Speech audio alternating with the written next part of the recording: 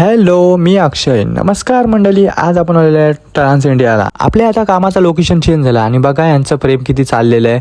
आणि हे बघा उमेदवार पक्ष आणि आपला हात जगन्नाथ. तर मंडळी आता आपण आलेलो आपल्या कामाच्या लोकेशनवर. आणि आपल्या फोर्कलिफ्ट बघा आणि आता फोर्कलिफ्ट साफ केली मी पहिले आणि नंतर बघ स्टार्ट केली आणि आता मी निघालो काम करायला. तर बघा पहिल्यांदा काम करते तो म्हणजे नवीन आणि धीरज. आणि भाऊ बघा पँगवँग सारखी लिफ्ट बंद करतात. वा, क्वेश्चन करायची बडबड संपत नाही.